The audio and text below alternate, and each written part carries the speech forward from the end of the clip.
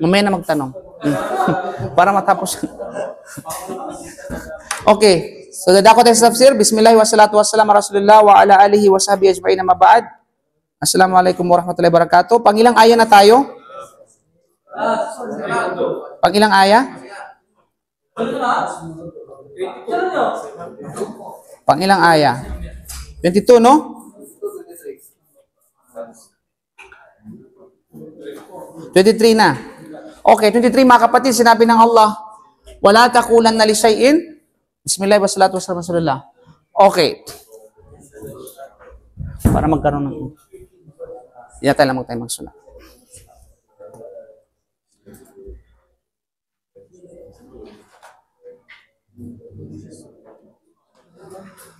Okay. Ba'da'udhu billahi minasyaitanir rajim. Bismillahirrahmanirrahim. Sinabi ng Allah, wala taqulanna li shay'in inni fa'ilu dhalika gada. So yan, una, ayat 23 mga kapatid sa panampalatayang Islam. Anong sabi ng Allah?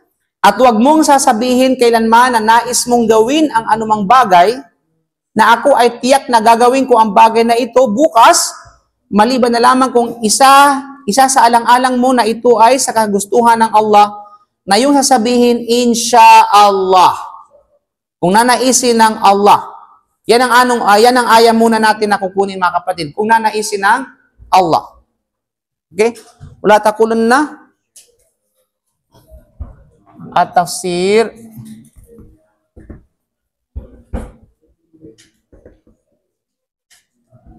Okay. Wala takulan na. Ano yun? Wala takulan na? Li shay'in. Inni fa'ilun dhalika gada. Okay? Parang sabi, wag mong sabihin. Para bang tiyak ka na gagawin mo ang isang bagay na ito yung gagawin ko mamaya o bukas na talagang determinado ka. Okay? Maliban na lamang na sasabihin mong insya-Allah. Maliban lamang kung ito ay nanaisin ng Allah subhanahu wa ta'ala. No, ang pagkasabi ng insya-Allah, kapag nagpapasya na gumawa ng isang bagay sa hinaharap, yun ang magiging title ng ating paksa. Dito mga kapatid, sa aya na ito, ay ipinakita ng Allah subhanahu wa ta'ala sa atin, sa kanyang propeta. Actually, yan ay address kay Propeta Muhammad sallallahu alaihi wasallam particular. Kasi sabi na, Muhammad, huwag mong sabihin na gagawin mo ito bukas, maliban lamang na sabihin mong inshallah. But it doesn't mean na para lamang kay Propeta Muhammad, bagkus ito ay para sa atin lahat. Anumang address kay Propeta Muhammad, ay address na rin sa atin, mga kapatid, sa panampalatayang isa. Ibig sabihin, kung ang Propeta Muhammad ay nutusan siya ng ganun, paano pa kaya tayo? Di ba? So, para bang pinangaralan ng Allah subhanahu wa ta'ala si Propeta Muhammad sallallahu alaihi wasallam ang tamang kagandahang asal kapag nagpasya na gumawa ng isang bagay sa hinaharap. Kasi ito may ano sa atin eh. Ito minsan yung nakakalimutan natin yung pagsabi ng insya-Allah. Diba? Kaya minsan natatalo tayo sa basketball eh. Kasi hindi nagsasabi ng insya-Allah eh. Okay. So ito ay dapat na palaging isasangguni sa kalooban ng Allah. So, kailangan mong isangguni ang lahat ng bagay sa Allah. Kasi, wallahi, hindi mo magagawa ang isang bagay kung hindi gugustuhin ng Allah. Nangangahulugan, huwag kang magsangguni sa sarili mong kakayahan na magaling ka, malakas ka, matipuno ka, matangkad ka, master ka o ano paman. Kasi kung papipilayin ka ng Allah, sa mga oras na yaon, kaya niyang gawin yun. Di ba? Kung ikaw ay mababaluktot sa mga oras na yaon, kung naisin ng Allah, kaya niyang gawin yun. Lalo pat pag i-challenge mo ang Allah subhanahu wa ta'ala, kung kayang gawin ng Allah yung mukha mo na gawing asno at gawing mula, gagawin niya yun mga kapatid. Kung kayang bulagin ka ng Allah sa mga oras na yun, kaya niyang gawin yun para hindi mo magawa ang nais mong gawin. Di ba? Ibig sabihin, lahat ito ay sasanggunin natin sa Allah subhanahu wa ta'ala. At ang nakababatid ng hindi nakikita, walang duda na nakakaalam kung ano ang nakaraan at kung ano ang mangyayari, at kung ano ang hindi mangyayari. At kung paano ito mangyayari, kung ito ay mangyayari. Siya, alam niya kung ano yung past, alam niya kung ano yung kasalukuyan, at alam niya kung ano yung mangyayari. So ikaw, hindi mo alam kung ano pang magsusunod na mangyayari. Kahit nga mamaya, hindi mo alam yung paglabas mo dyan. Baka mali mo, nakaabang na yung pulis dahil hurub ka. Hindi mo alam yun. Kasi kung alam mo, hindi ka mag-aabang. Diba? Ilan sa mga tao nag-aabang sa labas ng sundo, pero ang ibang sumundo. Diba? Ito ay lesson sa atin mga kapatid na hindi mo alam kung ano mangyayari mamaya. Diba? Kaya naman, lahat ng bagay, magtiwala sa Allah at ipaubaya mo sa Allah subhanahu wa ta'ala. At nangyari yun, yan ay kadar ng Allah subhanahu wa ta'ala. Yes? Tama ba yung narinig kong kasabihan na si Prophet Solomon, ay hindi naman pala kasabihan. Yung panahon daw ni Solomon na ito na nga. hindi siya nagsabi. Ito na nga. Inunahan mo lang ako eh. Babanggitin ko yung hadith na yun eh. Okay. So naitala sa dalawang sahih na sinabi ni Abu Hurairah, ito yung hadith na sinabi niya. Na sinabi ni Abu Hurairah radhiyallahu anhu, na sinabi ni Propeta Muhammad sallallahu alaihi wasallam, qala Sulaimano bin Daud alaihi salam. Si Sulaiman na anak ni Daud, si Salaman, which is anak siya ni Prophet David. Sino yung tatay? Si David. Yung anak ay si Prophet Solomon. So makadalawa na ang kapayapaang dalawa. Nagsabi, sabi ni Sulaiman, sabi niya, la'atufan na laylata ala 70 imra'atan wa fi riwayatin 90 imra'atan wa fi riwayatin 100 imra'atin talidu kullu imra'atin minhunna ghulaman yuqatilu fi sabilillah. Okay, sabi niya, ito determinado mismo si Solomon. Sabi niya, ngayong gabi ay lilibutin ko ang aking 70 mga babae. Yung aking mga asawa, 70 wives. Okay? Isang gabi lang yung mga kapatid, ha? So meron siyang pagtitika. Lilibutin ko sila, makikipagsiping ako sa kanila. 70 women. Okay? Sa ibang narration ay, ilan? 90 po. Sa ibang narration ng hadith, 90 po. 90. At sa ibang narration naman ay 100. 100 na kanyang asawa. Kaya meron siyang 100 wives, si Prophet Sulaiman. Sabi niya, sa gabing ito, lahat yan iikutin ko at makikipagsiping ako sa kanila. Malinaw? Upang ang bawat isa sa kanila ay manganak ng isang lalaki na lalaban alang-alang sa Allah. Upang maging mujahid fi sabilillah. Yun yung kanyang determinasyon pagtitika. Na para manganak, isa sa kanila, bawat, biro mo 100 na, isang ganun, isang tusok, 100 na isa-isa sa kanila. 100 na mga yun, mujahid fi sabilillah. Oh. Subhanallah. Bago natin pagpatuloy ang kwento mga kapatid, ganito yung objective ng mga propeta na magkaroon ng mujahid. Tayo, gusto natin magkaroon ng anak dahil gusto mo maging doktor, maging lawyer, o maging nurse, o maging engineer, o maging basketballista. Okay? Kaya sinabi mga kapatid, Pakilahu wa fi riwayatin, kailahu malak, full insyaallah. Okay, sabi, sa ibang narration, sinabi ng anghel sa kanya, sabihin mong insyaallah. Subalit, hindi niya sinabi ang insyaallah. Hindi niya sinabi ang insyaallah. Okay, falam yakul, fatafa bihinna falam talidu minhunna illa imra'atun wahidatun nisfa insan, faqala sallallahu alaihi wasallam, walladhi nafsi biyadihi, law qala insyaallah, lam yahnath, wa kana darakan li hajatihi, fi riwayatin, wa laqatilu fi sabilillah fursanan ajma'un. Okay, so yung sabihin, hindi siya nagsabi ng inshallah mga kapatid. Kaya't ang ginawa niya, inikot niya ang kanyang mga asawa, nakipagsiping siya sa 100 na mga asawa niya. Okay, ngunit wala ni isa sa kanila ang nagsilang maliban sa isa na nagsilang ng isang kalahating hugis tao na bata. Oh, kalahating hugis, hindi ko alam kung anong kalahati.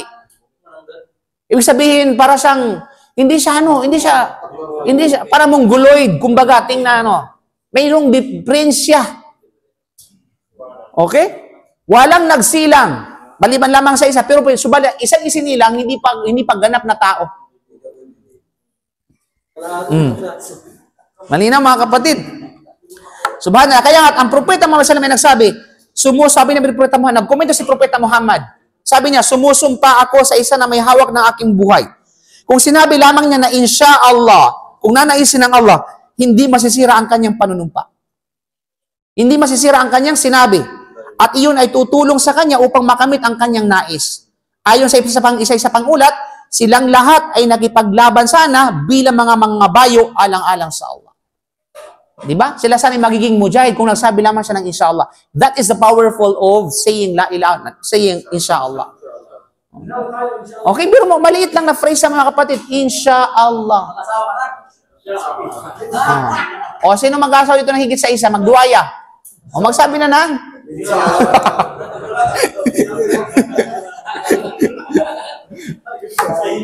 Di ba? So, yun, yes.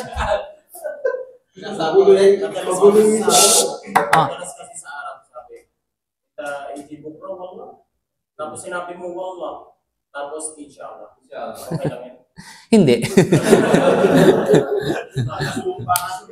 Kasi, hindi okay yun. Anyway, mayroong phrase na sa Arab kasi pag sa bukra, ang bukra hindi lang bukas, lahat hanggang kabilang buhay yan, bukra ang tawag dyan. Kaya wag kang umasa na automatically bukas yun. Kasi sa Arab phrase, pag sinabing bukra, either bukas, sumunod sa bukas, hanggat may bukas. Bukra ang tawag dyan. Para yung Oo.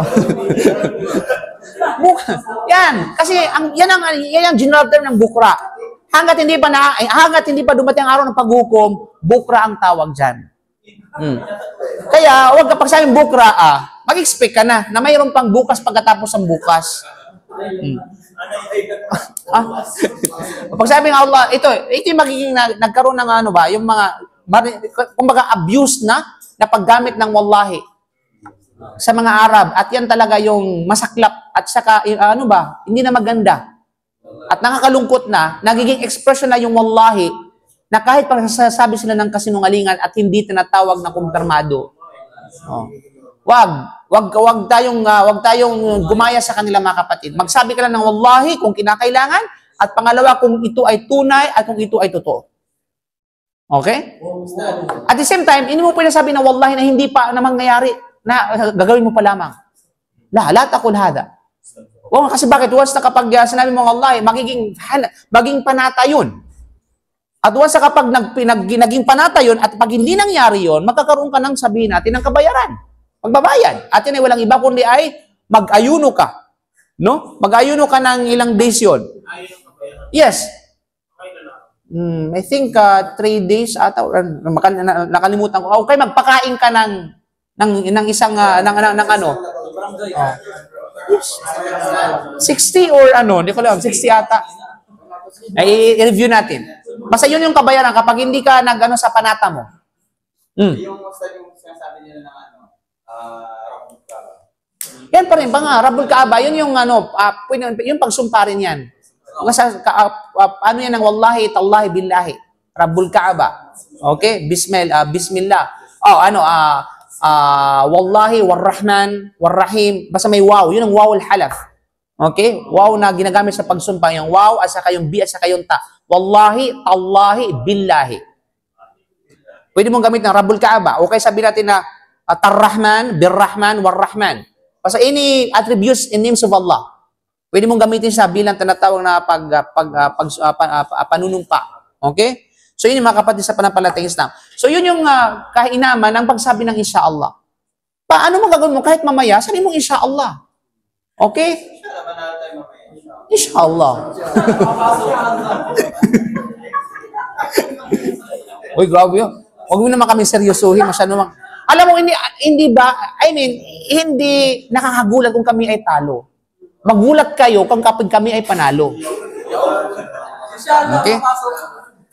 Kaya sa simula ng sura na ito, ay tinalakay natin ang dahilan kung bakit ipinahayag ang aya na ito.